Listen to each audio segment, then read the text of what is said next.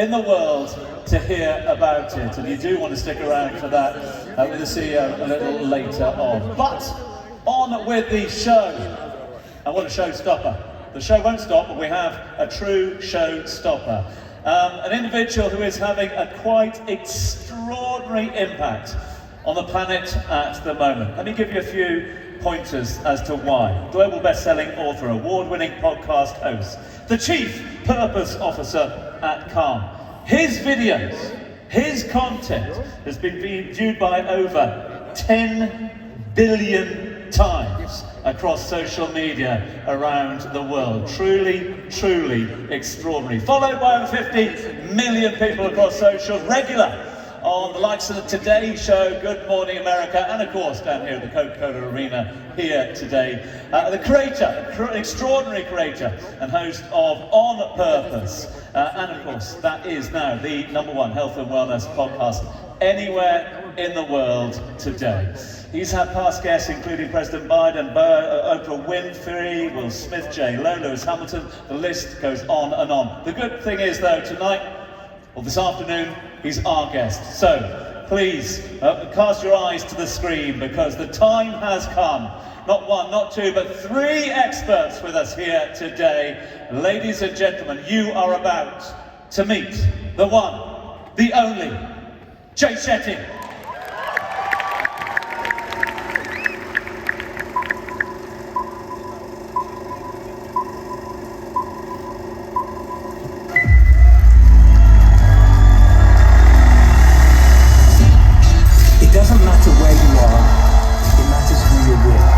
When things go wrong, everyone gets philosophical, right? Everyone gets deep. Millions of people are flocking to the pages of this man right here. We're talking about Shetty. That's right, former monk-turned storyteller. I love you too. Please don't say that again, because I'm going to say it back every time, and then we're not going to get anywhere with it. Jay, you're amazing. Many people see your face and go like, I know this guy. I know him from Instagram. I know him from having a conversation with Oprah or with Ellen. The #1 health and wellness podcast. A New York Times best-selling author, the face of Calm. Shetty. Shetty. Let's bring Jay out.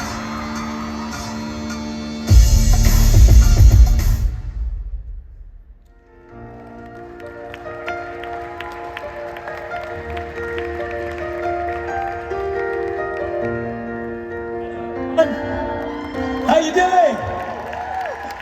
It's so great to see you all. Make some noise. I love it.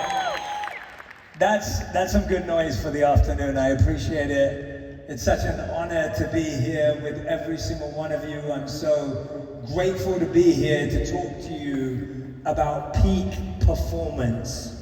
And today's session is going to be interactive. We're going to start it off actually, just to get everyone in the same place. I'm going to ask you all to stand up for a second. If we get everyone, even at the back, I need you to stand up for me.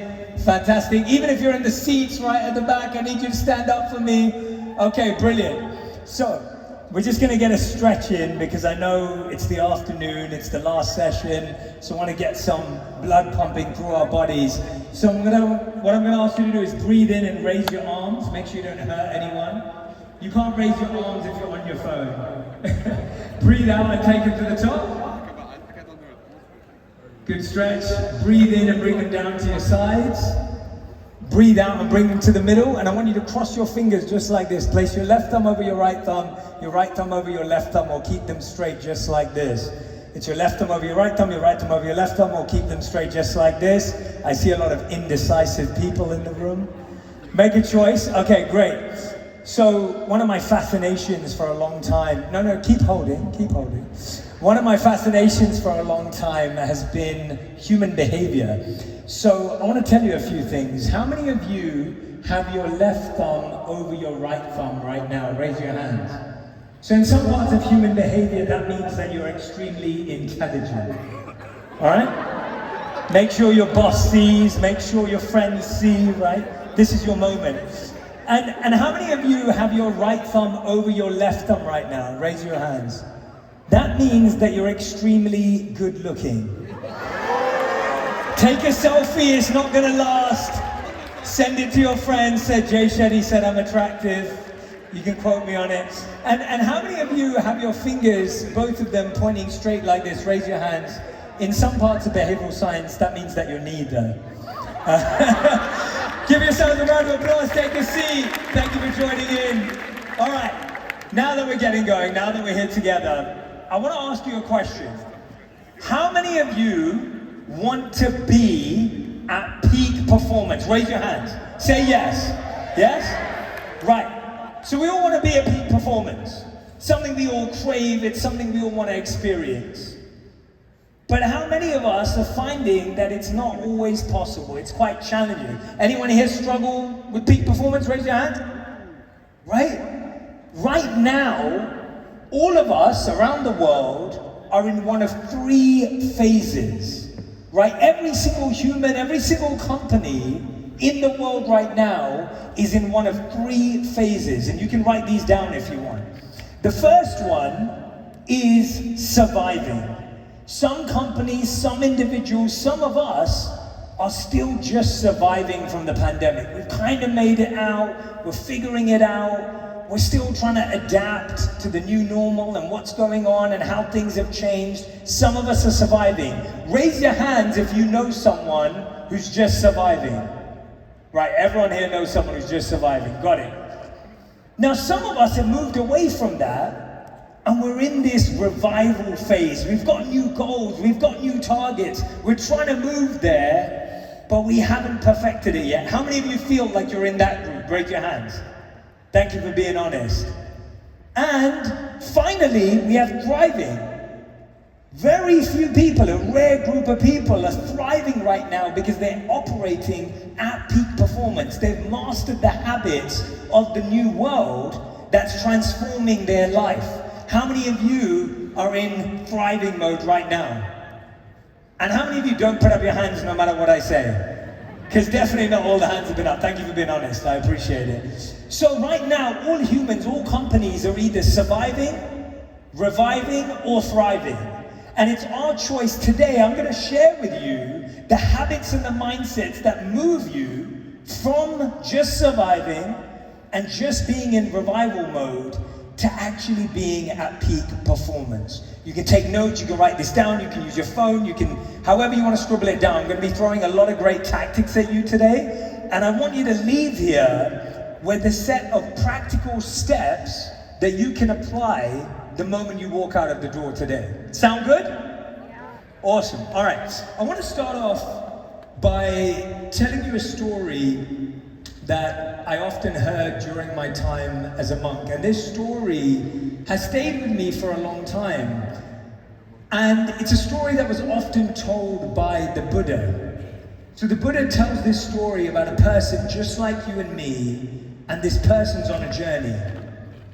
And on this journey, this person comes across an obstacle. Now, their obstacle isn't a competitor, their obstacle isn't another company, their obstacle is a fast-flowing river. And this person knows that if they step foot in this river, the current is so strong that it will just take them with it. It will just take all of it with them. So the person realizes that they're going to have to build a mode of transport to get to the other side. So they decide to find some wood from close by, they lay it out, they craft a raft with 2 layers, they tie it with some rope that they find, they even build themselves an oar, and they jump on top of the raft, and they paddle with all their energy and all their strength and all their might, and they finally make it to the other side. And they think, thank God for this raft, because without this raft, I would never have been able to cross that. They feel so grateful to this raft that they strap it to their back and they say, I'm going to walk around with this raft wherever I go because this raft saved my life. The Buddha says that this is often what we do. When we overcome a challenge, we look at what helped us and then we carry that around with us. But just like us, this person comes across another challenge, another obstacle in life. And this time, the obstacle isn't a fast-flowing river. It's a tall, wooded forest with trees dotted at every other step. And the person now's got the raft tied to their back and they're trying to maneuver and they're trying to squeeze through and they're trying to navigate and the raft keeps getting stuck and it keeps getting blocked and they're trying to figure out how to get through. And every step they take, they're just feeling that friction and that resistance from the trees and the raft just keeps getting broken. The Buddha says that in this moment, the person has an important decision to make. They either hold on tight to their raft and struggle to make it through, or they put their raft down and walk through freely. The Buddha says that all of us come to a similar juncture in life where we have a choice between holding on to what we know or letting it go and making space for new ideas, new mindsets, new habits. In this case, this person decided to put down the raft and walk through freely.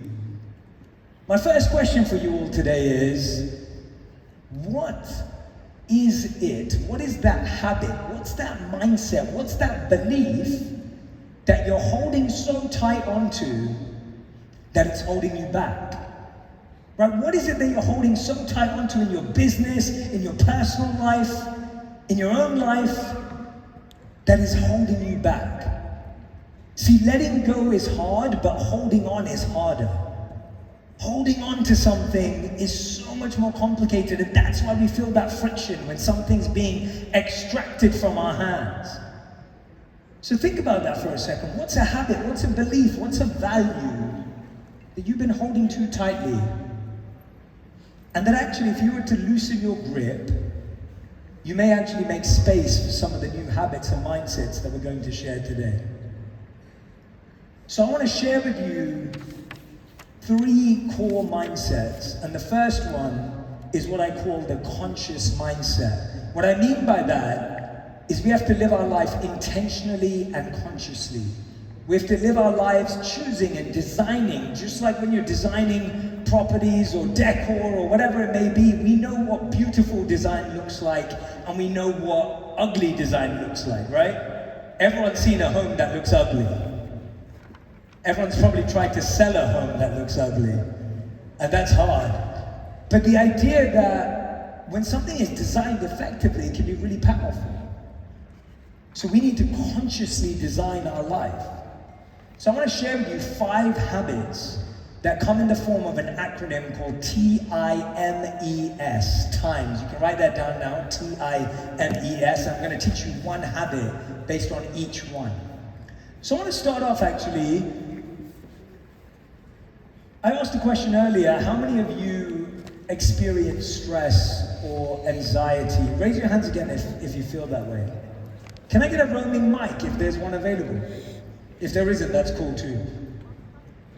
Hey buddy, how's it going? Nice to meet you. What's your name? Ahmed, nice to meet you. And what do you often feel stressed and anxious about? What specifically stresses you out? Targets and making money. Anyone else stressed out by that? A lot of you, you're not alone. All right, anything else? Thank you. So, of course, you want to secure your future, you want to make money, you want to take care of your family, you want to make sure that things are okay all the time. So, you're running with non-stop. You don't know what's the next milestones. Like you're chasing a milestone that you can't see. Absolutely. So, of course, you're afraid all the time of lots of factors. Absolutely. Thank you so much. Give Ahmed a round of applause, everyone. Thank you for being so open. Anyone else? Who else had their hand up? Who experiences stress and anxiety? Raise your hands again. Just coming around this table. All right. Can you stand up for us? What's your name? Luba. Nice to meet you, Luba. Nice to meet you. What do you get stressed and anxious about? Sometimes the quantity of the tasks which I put on myself, like this needs to be done, this needs to be done, and then there's hundreds of tasks, and all at the same time. So this is the biggest stress. Okay, anyone else feel that? Raise your hands.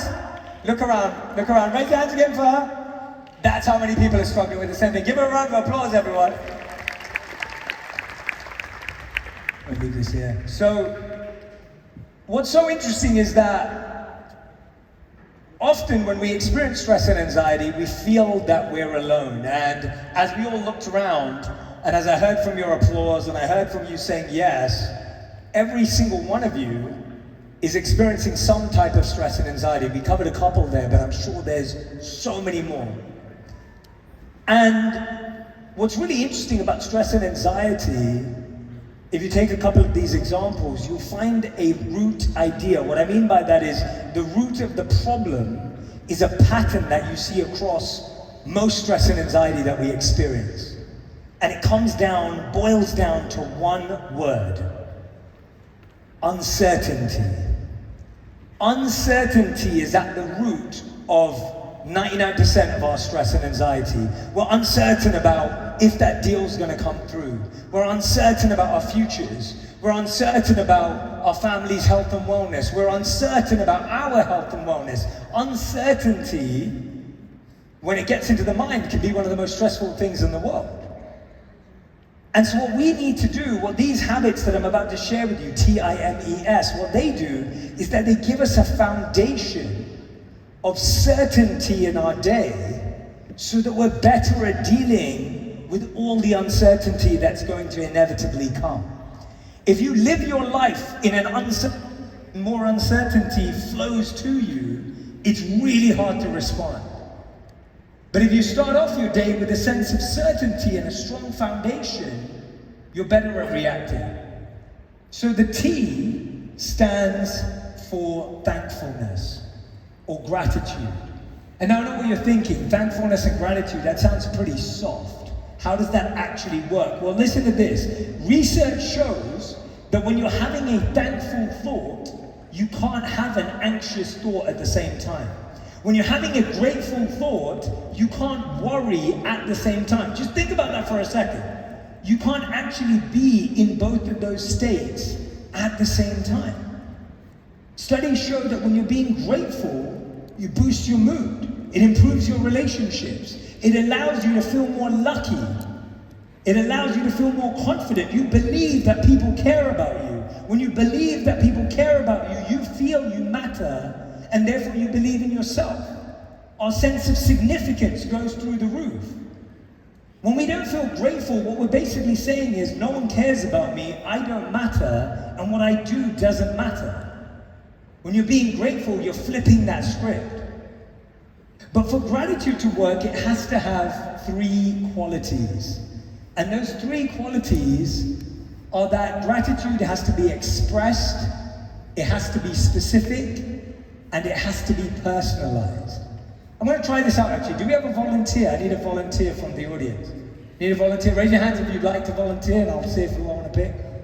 Everyone's scared. All right, wait, let me get a better view from the stage again. 1 second, let me have a look. All right, who wants to volunteer and come on stage? Make some noise if you want to come up, because then I'm going to have to try and pick. All right, let's see. Yes, you there. Give her a round of applause. Keep it going. Thank you. Hello, what's your name?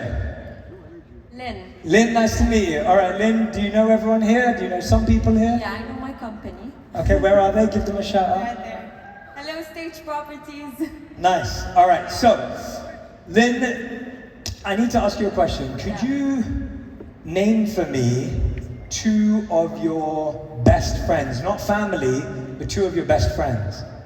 A name? 2 names. Okay, Sarah and Renoir. You're going to have to say that second one again for me. Renoir. Renoir? Renoir. No, Ghenwa. Ganua. Yeah. Is that right? Am I saying that right? Yes. Okay, so Sarah and Ganua. You can call her Ren. Hen. Cool. All right, got it. Great. I'm doing good so far. Can you pick another name? I'm going to call her G. Okay. I'm going to call her G. Is that Let's right? say Perla and Tracy. Tracy is there. Oh, Tracy's there. So now it's Sarah and Tracy. Yeah. All right. I have to ask you an honest question. I know Tracy's there now. You made it kind of awkward. Who do you like more? Sarah. Wow. Oh my gosh. All right. Okay, we like Sarah more. Okay, great. So, Lynn, let's say this weekend Lynn throws a party at your home or apartment? Apartment. So Lynn has an apartment, she throws a party this weekend, she invites all her friends, and of course, Sarah and Tracy are invited. Now, the day after the party, she gets a message from Tracy. Remember, we don't like Tracy. Tracy sends a message to Lynn, and Tracy's message is, "Hey Lynn, thanks so much." That's it. Classic Tracy, right? Terrible message. Does that sound like Tracy? No. No, come on, you gotta play with me. You gotta go, yeah, right, yeah, okay, yes. So that's what Tracy would say. Now Sarah, who we love, sends a message to Lynn, and Sarah's message is, Lynn, I had the best time yesterday. Thank you so much for having me. Your friends are amazing, your family's beautiful, I love the games, your apartment's wonderful. Thank you, I needed that more than you know. Sound like Sarah? Yeah. Thank you for playing along this time. No trick questions. From Tracy's message and Sarah's message, which one makes you happier? Sarah's. It's obvious, right? It's obvious Sarah's makes us happier. What's really interesting though, is that not only does Sarah's message make Lynn happier, studies show that Sarah's actually happier sending that message. So when Tracy sends the message, "Thanks so much," and that's it, she doesn't feel the same level of happiness and joy and that boost in significance as Sarah does when she sends an expressive, specific, and personalized note of gratitude. Give Lynn a round of applause, everyone. You're gonna go sit with Tracy now. What's really interesting about that, and I want you to try this for the next 7 days. For the next 7 days, give this a go. I promise you, it will transform the way you work. For the next 7 days, I want you to send a note of gratitude to one person personally and one person professionally every single day. 2 messages a day. It doesn't need to be a thesis, it doesn't need to be a slide deck, it can be 2 paragraphs, it can be a voice note, a video message, an email, whatever works for you. I want you to choose one person personally and one person professionally in your life every day for the next 7 days and send one note of gratitude. I can see some of you doing it right now, which is great. But how many of you are going to try that out? Will you try that out? Choose one person. I promise you what it will do is it's going to help you win a new client. Because there may be an old client that you message, and that person recommends you to another person. It's going to be a family member who you've been struggling with. And all of a sudden you message them, and this is going to create some less tension in your life, giving you more mind space to focus on the things that matter. Maybe you're going to send it to a colleague who's been struggling, and they're going to feel empowered and encouraged by your words, and they're going to be able to work harder. You have no idea how gratitude can change the game. So that's thankfulness. The next one, I, stands for inspiration. Now it's really interesting how humans function. When we're thirsty, we drink water, right? When we're hungry, we eat. That's how it works. We have an if this, then that formula in our lives. If I'm thirsty, I'll drink water. If I'm hungry, I'll eat food. If I'm tired, I'll go to sleep, right? We have certain things we do for how we feel. But if we feel stuck, if we feel uninspired, and if we feel unmotivated, we turn on Netflix, right? It's really interesting. Like there isn't a direct plan for that. There isn't an if this, then that formula. If we feel unmotivated, stuck, we feel like we don't know what's going on, we don't know if we're getting to our targets, we're feeling that stress and anxiety, we binge watch our favorite show or we try and distract ourselves. So we don't have a useful strategy for dealing with the lack of inspiration. Which is why, just as we need a healthy diet for our bodies, we need a healthy digital diet for our brains. And you might know your diet of what you put in your body, but how aware are we of our diet of our mind? If I asked you now all to look at your screen, it's a scary thing to look at. Even mine, when I open it up and I look at my screen time, I'm like, oh my gosh, how did I spend that many hours on that app? Where did that time go? So what I want you to think about here is, research shows that the average human has 60 to 80,000 thoughts per day. How many of you have more than that? How many of you have less than that? 60 to 80,000 thoughts per day. But here's the interesting part. Research shows that 80% of those thoughts are negative and repetitive. Let me show you how that goes. You wake up in the morning and the first thought you have is, oh, I'm so tired. How many of you have ever felt that? How many of you felt that today? Right? You wake up and the first thing, I get this too, you wake up and you go, oh, I'm so tired. First time you had that thought. You make it to 9 a.m., you're having your morning coffee, you're looking at the time and you go, how is it only 9 a.m.? I'm so tired. You've had that thought twice. Now you make it through to midday. Lunch is gonna have to be late today because you've got so much work, so many tasks to work on. You're like, oh, I'm so tired. How is it only the middle of the day? Finally, you make it to 6 p.m. and you go, God, I still have to work 2 more hours. I am so tired. And then somehow at 11:37 p.m. at night, you click next episode. Right? You get the strength and courage from somewhere to do that.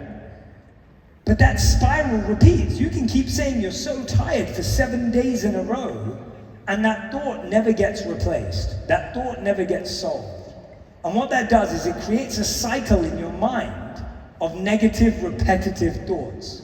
And that I'm tired goes down to I'm exhausted to I'm burnt out. And it's a really, really quick slope, right? It's a really, really quick decline. From I'm tired to I'm exhausted to I'm burnt out. And we want to avoid that. I don't want any of you to be burnt out. I don't want any of my friends and family to experience burnout. I don't want any of you to experience burnout. But if we don't catch it in that moment, it's so easy for that to happen. So how do we change that? We change that by mastering our first and last thought of the day. You can't change 60 to 80,000 thoughts. That would be ridiculous. But you can change your first thought of the day and your last thought of the day. So if you consciously design and choose your first thought of the day and your last thought of the day, it can transform the thoughts in between. So now instead of your first thought being, I'm so tired, it could be reading your favorite quote. It could be waking up to your favorite song. It could be reading a paragraph from your favorite book. It could be listening to an excerpt or a podcast or a speech that really empowers you. At one point in my life, I listened to Steve Jobs' Stanford commencement speech every single day for 9 months.